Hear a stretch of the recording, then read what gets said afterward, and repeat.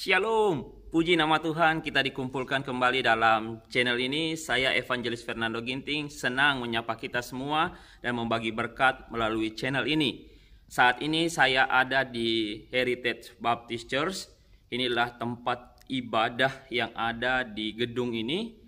Ini ada di daerah Cheung Sha Wan, Hong Kong, yang dimana tempat ini sangat spesial, yang dulunya boleh kita tahu sedikit ialah bioskop, yang akhirnya kali ini yang boleh disaksikan menjadi satu gedung gereja yang ada, yang diberikan langsung juga oleh pemilik tempat yang ada. Luar biasa.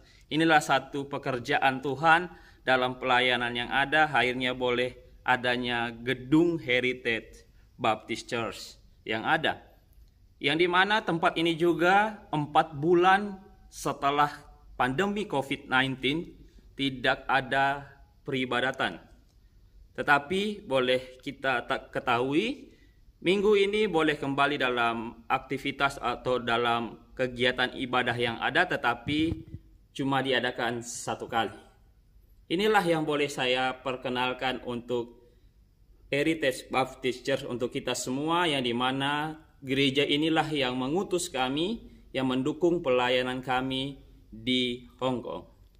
Dan kita akan masuk dengan kelanjutan perenungan kita di hari ini. Dan hari ini sangat spesial, kita sebagai orang percaya merayakan kenaikan Tuhan Yesus Kristus kembali ke sorga. Dan untuk itu tema yang saya ambil ialah apakah artinya dan pentingnya peristiwa kenaikan Yesus.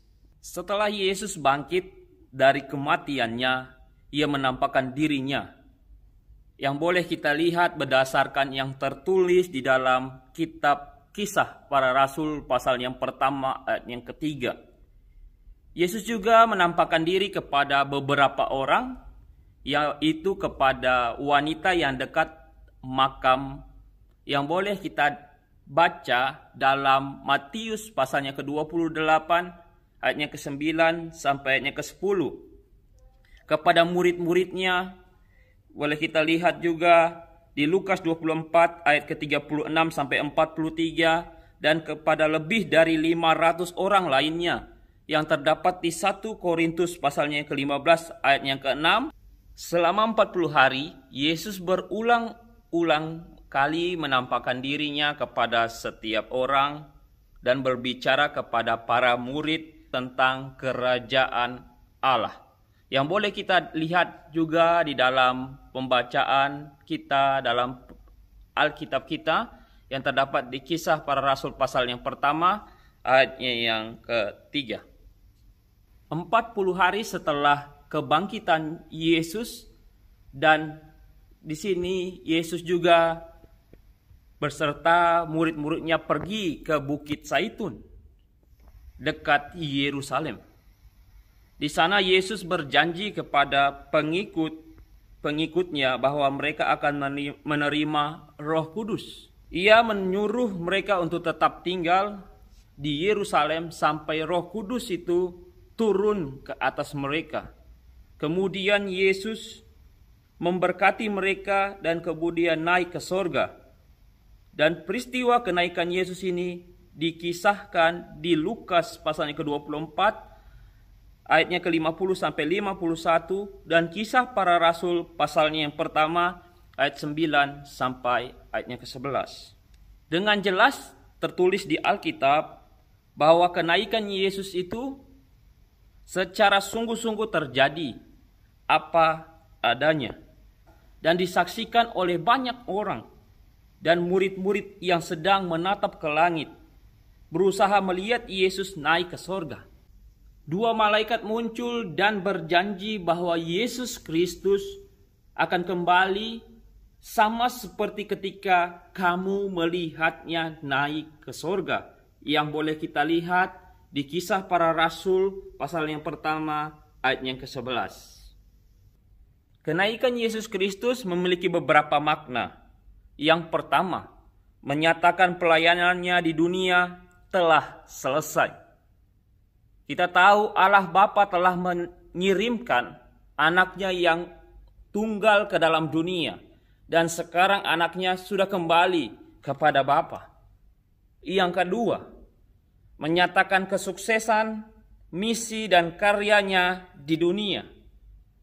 Semua pekerjaan yang harus dikerjakan Tuhan selama di dunia telah Dia selesaikan. Yang ketiga, menandakan bahwa Dia telah kembali kepada kemuliaan sorgawinya. Kemuliaan Yesus terselubung selama Dia ada di bumi, terkecuali saat peristiwa transfigurasi atau perubahan, seperti yang dikisahkan di dalam Matius pasal yang ke-17 ayat yang pertama sampai ayat yang ke-9.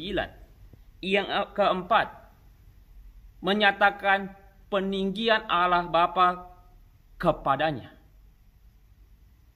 Yesus adalah anak yang dikasihi Allah Bapa dan yang telah ditinggikan oleh Allah dan dikaruniakan kepadanya nama di atas segala nama.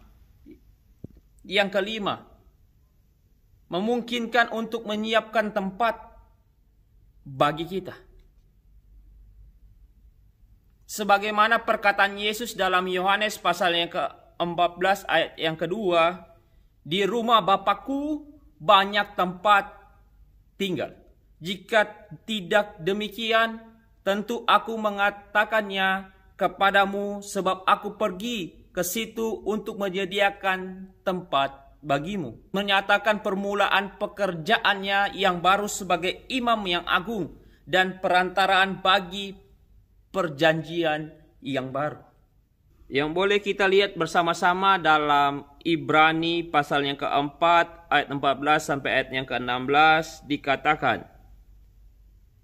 Dan juga di dalam Ibrani pasal yang ke-9 ayat yang ke-15.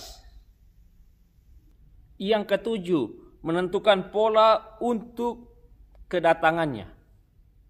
Ketika Yesus datang kedua kalinya untuk mendirikan kerajaannya, Dia akan kembali dengan cara yang sama seperti Dia naik. Apa adanya secara fisik dan tampak dengan jelas. Melalui peristiwa kenaikan Kristus ke sorga, merupakan peristiwa yang begitu penting untuk setiap kita orang percaya. Dan melalui peristiwa ini kita boleh percaya inilah peristiwa transisi antara pelayanan Yesus selama di dunia dalam pelayanannya dan juga pelayanan surgawinya. Kiranya melalui perenungan ini boleh memberkati kita sekalian, dan sekali lagi saya boleh menyatakan dan boleh mengatakan kepada setiap kita, selamat merayakan hari kenaikan Tuhan Yesus Kristus untuk setiap kita orang percaya. Sehingga kita makin hari makin diteguhkan dalam iman, dalam kepercayaan kita, dalam mengikut Tuhan Yesus, dalam setiap kehidupan kita hari lepas hari. Kiranya Tuhan Yesus menolong dan memberkati kita. Shalom.